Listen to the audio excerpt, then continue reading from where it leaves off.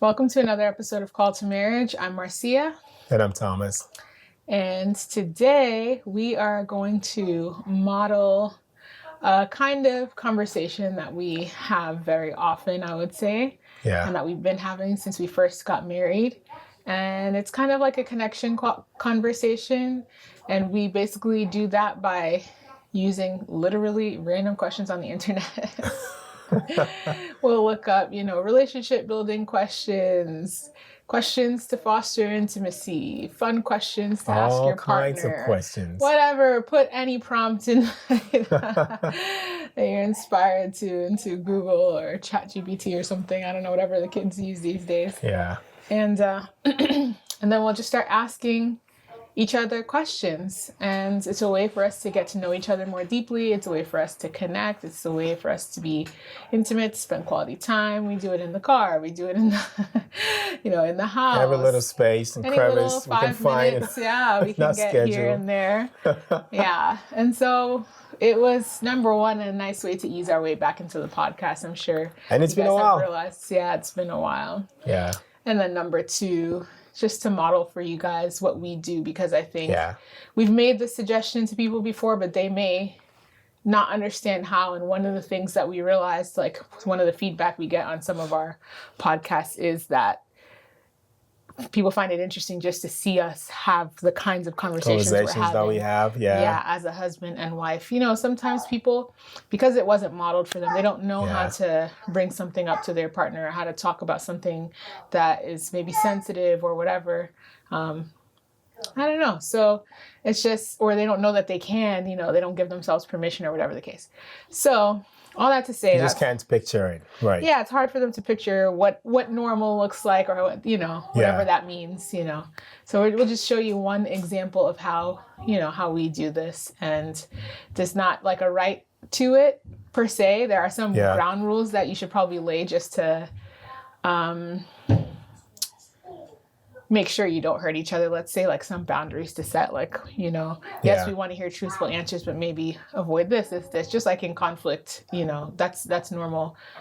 Not that we're expecting conflict in these conversations, but certain questions may bring up something or whatever. So that may be something to consider. Yeah, it can get deep. It can get really deep and touch on certain things that maybe you haven't even explored in many years. Right. And then you're having to think through it and answer it in front of your partner. So in real time. So just keep that in mind.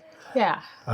Before we move on, I want to say the kids are playing in the living room. So if you hear any sounds, I'm sure one or two of both of them might be walking here as we record. But that's okay. That's where we are at now. So that's our reality. That's totally fine. And I also want to say what we do like about this is that it's better. It's an indirect way of asking some important questions, right? So instead of asking your partner directly a question that maybe you thought about, when you pull questions from the internet like this, it softens it, right? So it's not, your partner hasn't conjured up anything per se to sort of try to corner you, to make you feel a certain way. It's open, it's kind of light. Even when you talk about some serious things, you don't feel as though they're coming for you.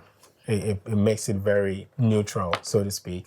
And they'll take whatever you say for it, and it just creates a really good, safe space to talk. And I think it's a very intelligent way to engage as a couple, to learn about each other. Well, T's here. T, he brought a read book. With your brother. He wants us to read to him. Take this to Charlie. Take it to Charlie. But you did it. Charlie, come get it. Yes. You coming? Coming. Go and read Brown Bear to your brother. I read it to him. I think he wants you to read it to him again. Yeah, somebody else read it to me. It's okay, Charlie. You can just keep the book with you, okay? Okay. Okay. Now you're going to sit quietly and you're not going to touch anything, okay? Look right there in the camera. Since you want to be a part of this. All right, let's get into it. All right, he's already gone. All That's right. what I thought. But it's not for me.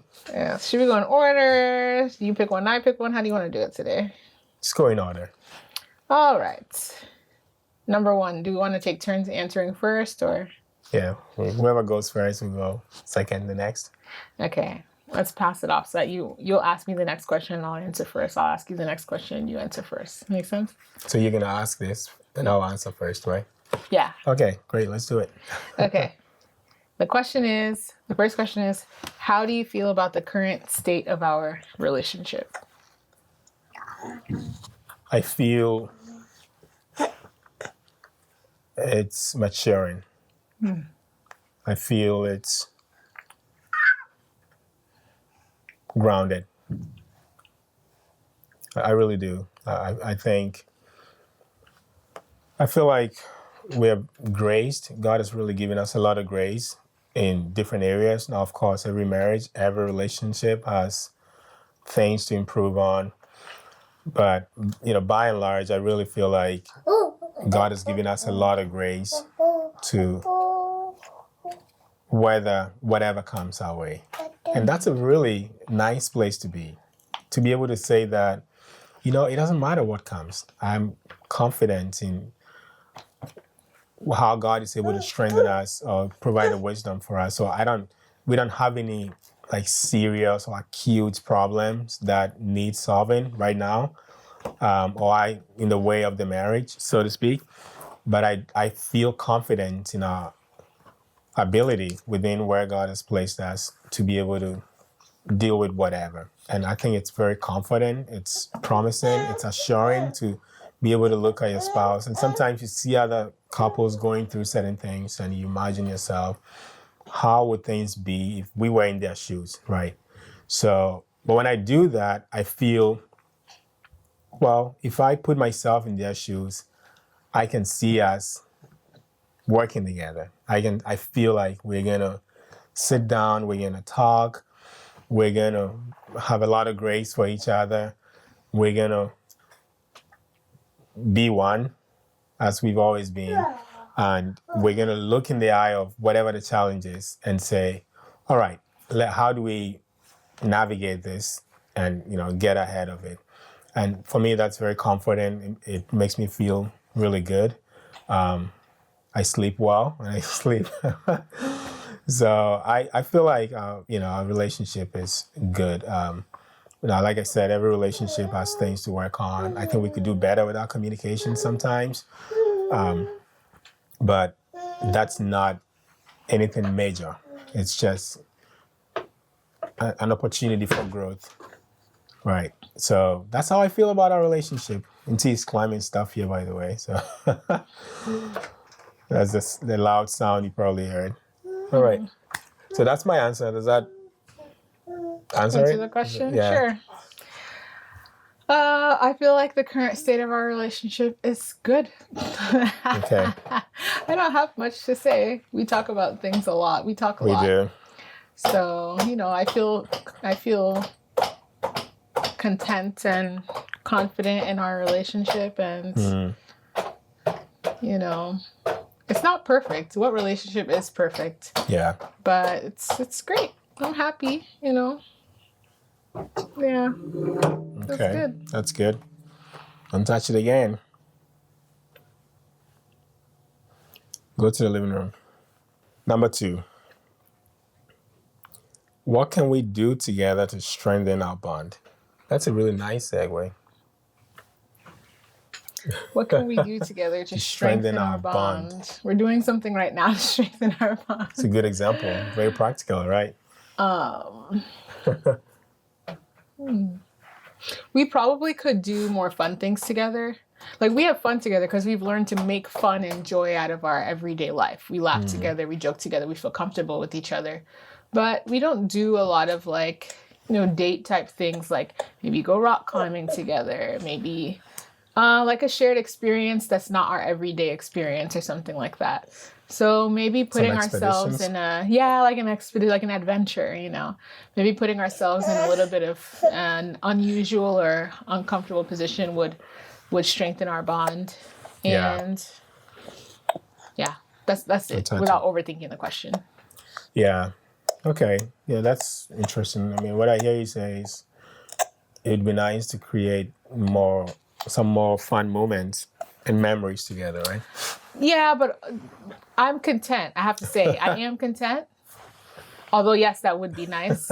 It's more so because the question's asking, so I'm taking the time to give it. I understand. But I don't feel like a lack. I don't feel like, oh, this is missing in my marriage. Yeah, This could be, a way. More wouldn't hurt. Yeah, we did have a plan, I think it was last year, to go somewhere every quarter. And then life had its say.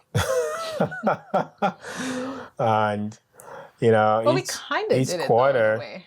We did. We drove around. We drove a lot. We went to a lot of new towns that we hadn't been to. And we were able to stack different needs. For example, we were working on the studio where we're going to be recording our podcast. And so I would buy things on Facebook Marketplace and in some obscure towns, and we would drive there to pick them up. So, come here.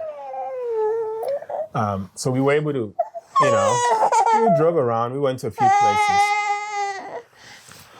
But we didn't really even go back to the drawing board to see, to really talk about it. Number 3, how loved and appreciated do I make you feel?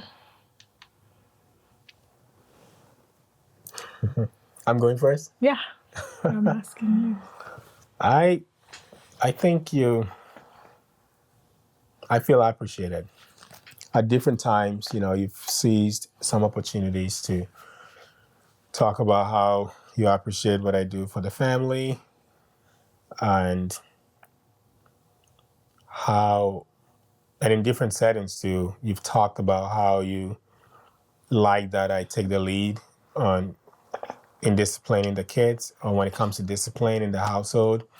And I think those are all good ways of making me feel appreciated. When I hear that, I feel good that you recognize that and you say it out, not just to me, but when we're even out in the public or in different conversations. So I feel like you've taken some really good opportunities and moments to make me feel appreciated and loved. And you literally ask me, every now and then, what can I do for you? Usually when you're going to bed, it's like, I think it's become a part of your language now. And I watch it, I see that, and I'm like, yeah, that's really kind of you that you want to check in with me before you go to bed. It's like, well, love, I'm going to bed. This is going to be it for me. Is there anything you would like for me to do for you before I finally sign off? And I think that's very intentional on your part, and it makes me feel loved and appreciated. Yeah, I think you speak well of me. I've noticed that. Yeah. Yes. Okay. And you? What's the question? Pose the question again. 3, right? Mm-hmm. How loved and appreciated do I make you feel?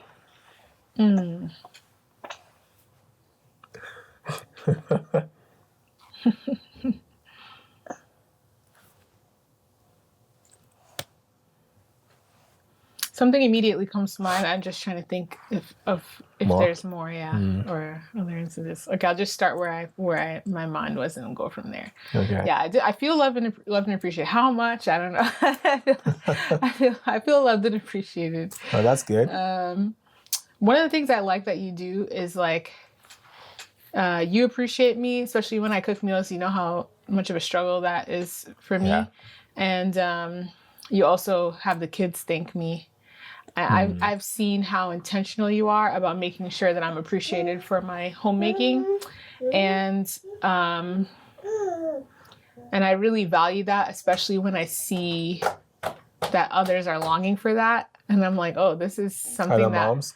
Yeah, I'm like, oh, my husband makes sure that like I don't lack in this area. I don't lack appreciation for for my hard work, if you will. Yeah.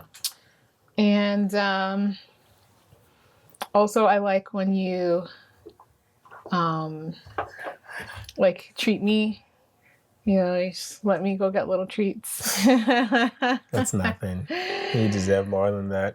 that may be the case, I'll go but next, but you can hold the phone. what I deserve or what would be nice to do for me is one thing, and what we can afford is another thing. And I think you do a good job of making space in our budget where, arguably we don't really have the space and you don't make me feel bad about it. You support me, having a little bit of a treat, and will offer me a treat sometimes and indulge with me in a treat because it's also sweeter together, of course. Mm-hmm. And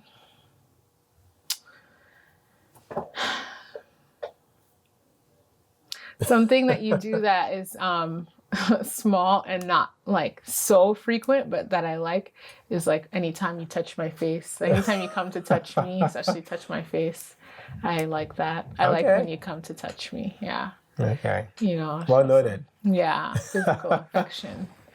Yeah. That's good. Good to know. Yeah. I would say that's always welcome. Okay. Yeah. See why you should be asking questions? Okay, that's good. That's really good to know. Yeah. Yeah. I think, that's it. Just to not be too long about it. Okay, I'm next. Okay. Number 4. What are your expectations of me? It's very succinct, but powerful question. What are your expectations of me? Ooh, that's I just expect you, I think, to care. Like on a really basic level, I expect you to care. Like, I expect you to care about what's going on in the house. I expect you to care about me as your wife, care about the kids. I expect if I bring something to you that you care about it. For the most part, sometimes I just like talking away and I don't really care if you care. It's okay. Like, you don't have to care. You can watch soccer or whatever. But generally, I like for you to, be invested or something. Mind. Yeah. You want me to mind you? Yeah. Okay. Yeah. What was the question again? I'm the one who has it. What are your expectations of me? Yeah, that might be really it, because expectations is a word I try to stay away from. You want to be far from disappointment. Yeah, and so rather than, like let's say, like I was just telling you, the more pregnant I get, it's hard to put the sheets on the bed because reaching across the other side of the bed to tuck, lift the mattress to get, whatever, it's kind of a struggle. It's hard. I can have an expectation and then I'll feel disappointed, like, why do I always have to do this? Or I can just realize that I need help and ask you for the help that I need. And that's like a growth point, I think, that every spouse and especially wife needs to like stop expecting so much from your partner and just start ask for what, start communicating, ask for what you need, because first of all, we're two different people. We play two different roles in the home. And nobody's a mind reader, and not a psychic. And like being on the same team means, giving the person an opportunity to do the right thing instead of watching for them to fall. Like you're waiting, you're counting the days that they haven't done the dishes since you've been, like that's tempting, right? It's like, don't set them up. Yeah, don't set your partner up, neither aloud nor in your head. Like don't do it in your head, because we do that in our heads sometimes. Like, when's the last time?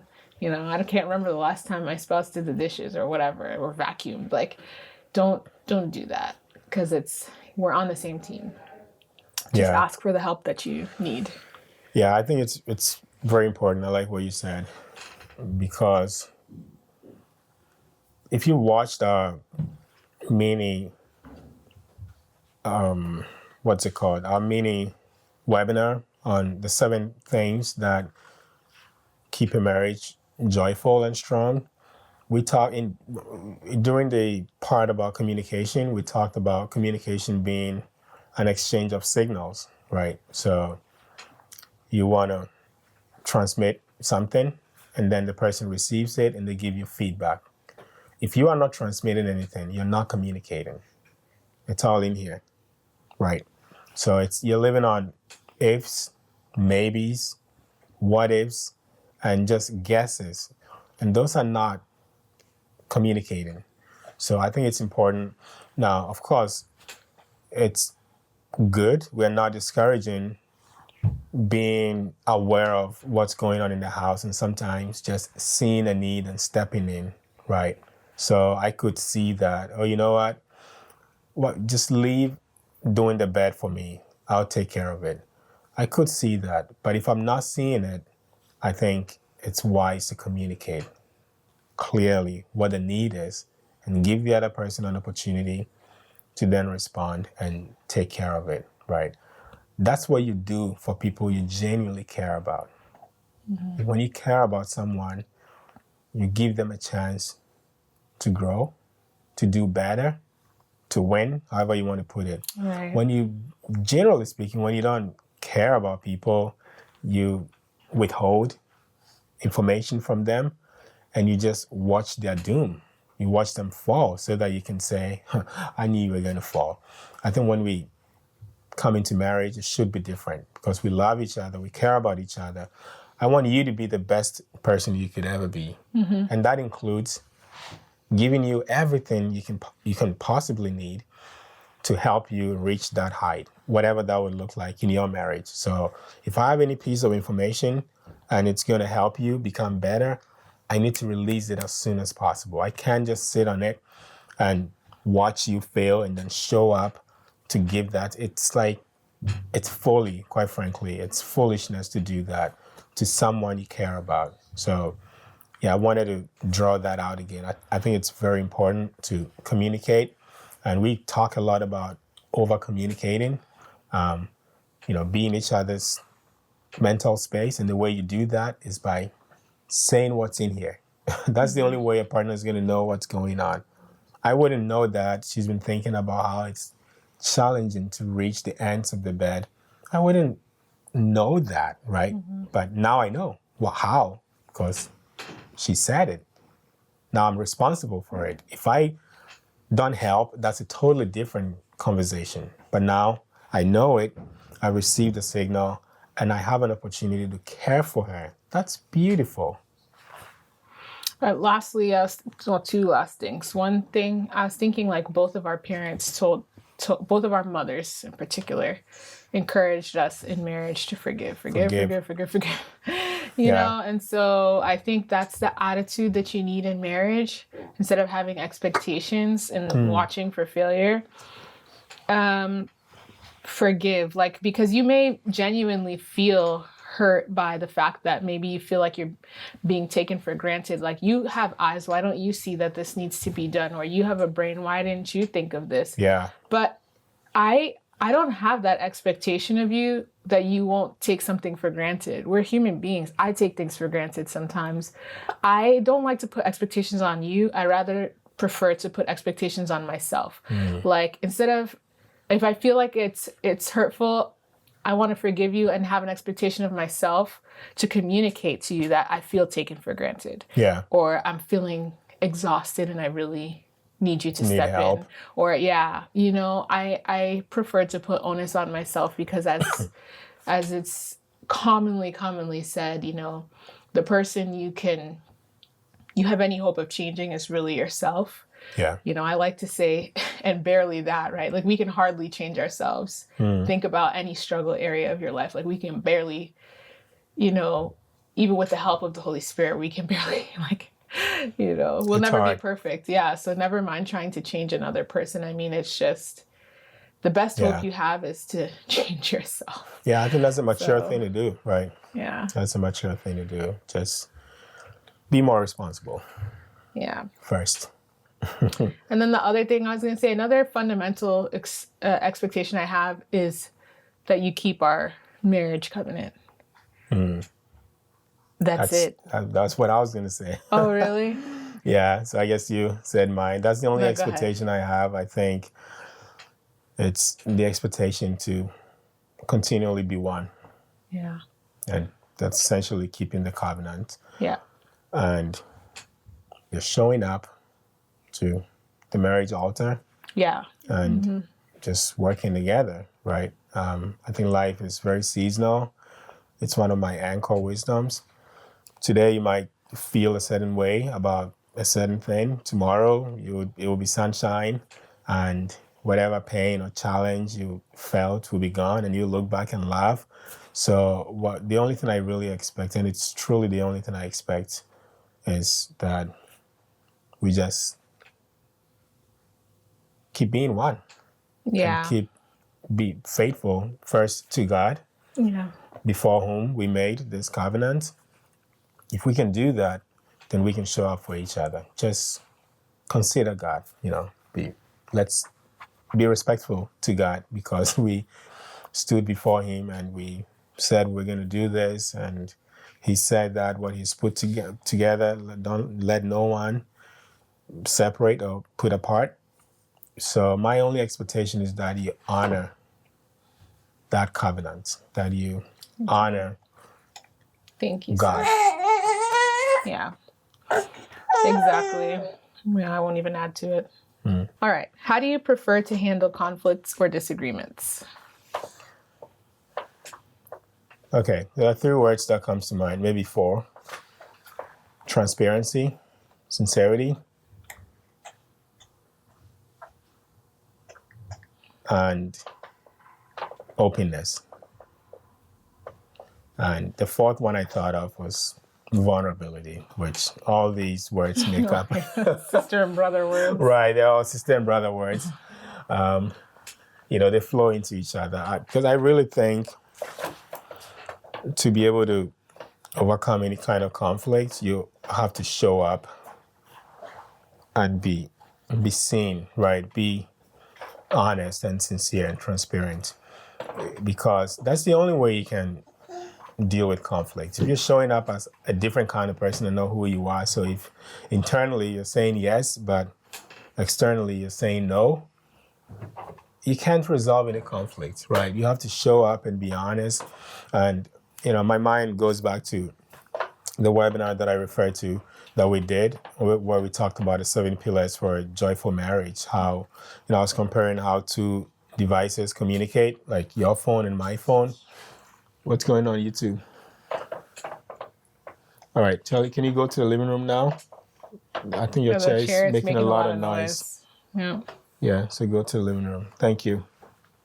Mommy and Daddy will finish very soon. Yeah, so in that webinar, I was talking about how 2 phones or devices communicate. Like if I want to send a file to your phone using Bluetooth, you have to turn on your Bluetooth.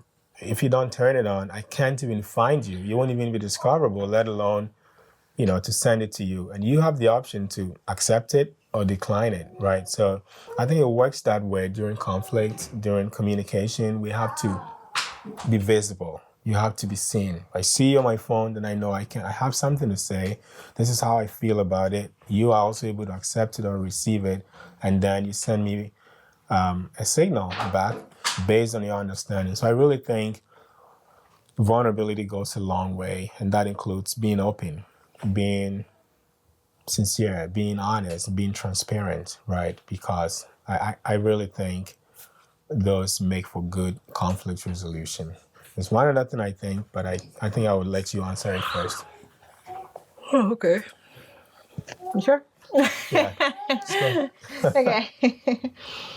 Yeah, I was gonna say that I like the way that this question is phrased. As far as it says, how do you prefer to handle conflicts? It doesn't say like how do you expect. Like we had that other question about expectations. Yeah. So not to say, like I said, setting some ground rules for safety is helpful though. But I don't per se expect you to. Yeah, I don't know. Like my expectations are just so because I know I'm married. I feel I chose well.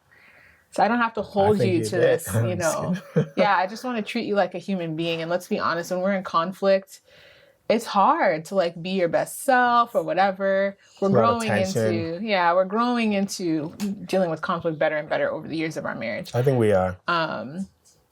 Yeah, and so this is, I prefer that phrasing of like, okay, what do you prefer? Like in an ideal scenario or whatever, as opposed to like, what do you expect? But yeah, so I think that What was the question again? Sorry. Oh, you just stated it. How do you prefer to? Yes, I think that conflict, in addition to what you said, because I agree with everything you said. In addition, conflict requires a base level of resilience. I think you need to have a measure of resilience. I'm not going to say you need to have like a lot of resilience, whatever, because like I said, we're human beings and like, I don't think it's wise to like push through, like force your way to the end of the conflict or to a resolution. Sometimes that's just not feasible. Yeah. You have to mind people's feelings, mind your partner, you know, and sometimes conversations are tough.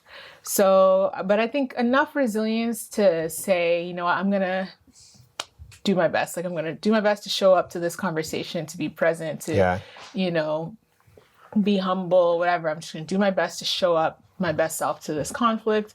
And I'm also going to recognize when I'm at my limits, when I'm at my wit's end or whatever, and communicate that, you know? So I think that's part of the resilience too, is that when you've reached your limit, to be able to communicate as much. Voice that out. Because we can always come back to it. And some conflicts are ongoing. Not everything is solved in a 30-minute conversation or in a 10-minute conversation, you know. Some things are hard. So, and the other thing is, I think I would prefer as much as possible to keep things. Babe. Charlie, you're making a lot of noise. Come here. Can you just stay out of the office until we're done? I don't want you to come in here again. Don't come through the door. Do you understand? Stay in the living room. Go. We're almost finished.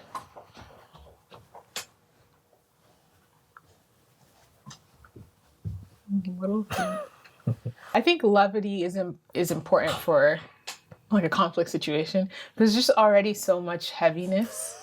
You know, even when it's like a pretty serious conversation, it's like, it doesn't mean you have to be laughing and joking, but just lightness of heart, like just, you know, as much compassion, as much humility, as much just, it's okay. You know, it's not a huge deal. And I think like for me, one of the tension points is like just being a perfectionist and wanting, like, it's so hard to, you know, hear criticism or whatever, but just being even light toward yourself. Like, it's okay that I wasn't perfect in this situation. It's okay for someone to come tell me that I didn't do well or whatever the case, you know?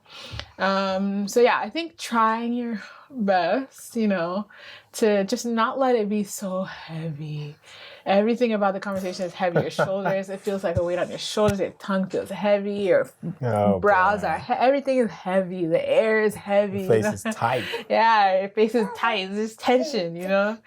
So, yeah, I think it's nice when, you know, you can just be a little bit calm. I agree. And a little bit light, you know? Yeah. Yeah. Yeah, you know, even when you do something good and someone is complimenting you, it's even when it's positive, we're just not naturally wired sometimes to receive feedback, period. Whether it's good or bad.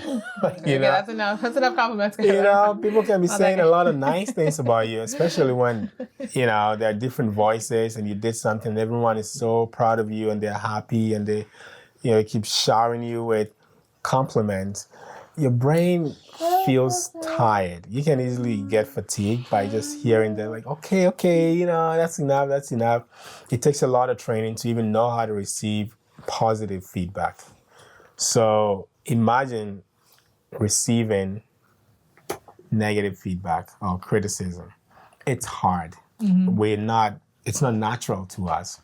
Both the person giving it and the person receiving it, it's unnatural. We would like to always tell people, you did so well. And when it comes to actually telling them, I wasn't very happy with what happened today, your mouth gets heavy all of a sudden. It doesn't flow, you know, freely as when they did well and, you know, you're complimenting them, even though that can be challenging too. So the point I'm trying to make is, I think it takes a lot of practice and a level of intentionality, because if you're waiting to feel natural about that, it's not going to happen. You're never going to magically become good at receiving feedback, especially when it's not so positive. And it takes a lot of training and a lot of humility, the word you use that I like, to sit down and actually listen to someone else, give you that kind of feedback without feeling defensive. Yeah, The tendency, natural tendency. it's a very natural thing where you feel like you need to stand up for yourself. Well, that's how you see it. That's not how and then you can go back and forth like that. It takes a lot of intentionality. It takes a lot of humility. It takes a lot of training and practice too to actually learn how to sit quietly and receive it. And not just, be quiet, but also like genuinely appreciate it. It's so hard to be able to say, I appreciate that you're bringing this up, even though, it doesn't feel good, obviously, but I like that you're saying it instead of keeping it in there. Right. So I think, and that reminds me, I wrote a blog on this. I wanted to talk about that. So if you go to letters, letters.calltomarriage.org, or you can go to our website, calltomarriage.org, and then click on blog.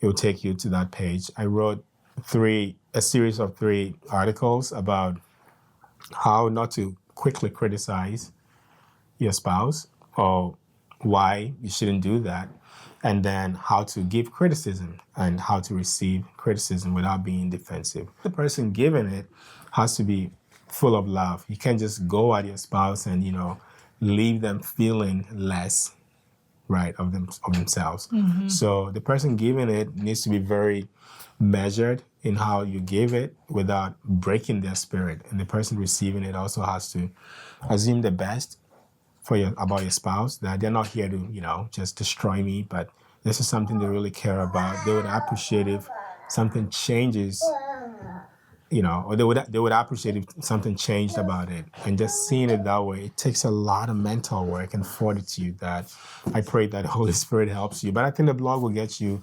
started from a really good place too. Now, the other thing I wanted to add, speaking of preferences, is one of the things that has been working for me is to keep your oneness at the forefront of your mind and your thought. Mm. Immediately you lose hold of we, us, and you wander into I, me versus you. The gap becomes wider and wider. And you actually see your heart intentionally looking for faults about the other person to say to them so that you can win. It's very small thing, but once it's like a light bulb switch. Once you turn it on, your whole perspective about whatever the conflict is changes. Now you see us. Something just came in here. We're not feeling good. You're feeling sad. Your countenance is not looking good. The air is thick. I don't want to have this go on for too long.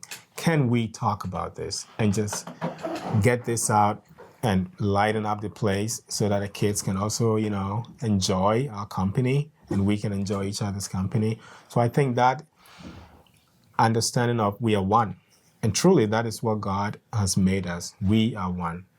If there is any conflict, it is something external trying to part us, right? And so thinking that it's something against us and we need to work together as a team to get that thing out, I think works really good. It actually calms your heart. And I've seen my heartbeat change, literally. Like as soon as my mind goes there, my heart rate changes. I begin to breathe better. I can listen better, not perfectly. And I think I'm more measured in what I say too. Like I think more about Marcy's interests. Like my mind is conscious about not hurting her, not making her feel bad, not, wounding her with my words or something like that. And because she is my body, and as the Bible says, no one hates his own body, but you nourish your body because she's a part of me. And that's what it means to uphold your oneness. I'm not fighting my own body. No, it's insane. We call people crazy when they turn against themselves, right? When you pick a knife and you're hurting your own self. That. Is that Mark chapter 3 or chapter 4 probably? That evil. Yeah. If you can't fight against your own self, it doesn't even make sense. You won't. Whatever you're fighting for won't stand. A house divided among its itself shall not stand. Yeah, against itself. Against itself will not stand. Yeah, and that's really what it is. So that oneness piece is very good. And again, I have an article on that, how when you're one, really, you're winning at anything. If you can keep that closeness and mentally always think of yourselves as, no, we're one. We're one. Whatever is happening to us. If something is happening to her, whether it came through me or it came externally through something else, and I see her and she's not happy, immediately I'm concerned. I can't get it out of my head, right? And that means we are one. Whatever is bothering her will eventually bother me, even if I don't know about it. The moment I know about it, I can't just live like I don't even know about it, because I want to make sure she's doing good. Oh my goodness. Anyway, so that's the other one I wanted to add. I think this is as far as the kids will get us. Or will allow us to keep recording. We ourselves are tired too. I mean, yeah, it's been a long day. It has. Fun one, but a long one. But yes, my love, I enjoyed this. This is good. Yeah. And these questions were, I think, very meaningful. I think the last questions, well, all the questions can be meaningful because, like, the other questions we were doing were kind of more lighthearted, but they elicited a lot of stories and a lot of history. And like even imagination, like creative, what's going on in that brain of yours. Yeah, you know? true. So it's nice to learn about your partner, what goes on in their thoughts. It's nice to know their old stories, you know, and learn more about their past and about their upbringing or whatever the case. So those conversations are fun too, but these were very meaningful, you know, I guess toward our marriage in particular, toward our relationship. Agreed. Yeah, and I would love to do it again. Me too. So comment, you guys. We'll be doing this, like we said, in the car and wherever, here and there. But if you guys want us to like continue to stage this as like a mini series or a series or something, like comment below and let us know if you want to see more. And also I'm going to drop the questions in our private community. So, you know, everybody's welcome to join the private community who, you know, appreciates you know, the line of content that we share, and who has an interest in having a godly and biblical marriage, home, family, etc. You're welcome. You know, there are different tiers of membership, and you can check it out and see what's right for you and what meets your needs. So those links I'm sure will be like in the description or something. Yeah. But yeah, so I'll be sure to put. They're not my questions, by the way. I mean, I'm just getting them from the internet. Yeah, they're available online. There are so many of them. Yeah. Yeah, so we'll share that in the community, and you're welcome to join us there. Yeah. Yeah.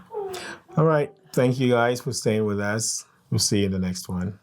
We love you. You're welcome to come now. The videos are over.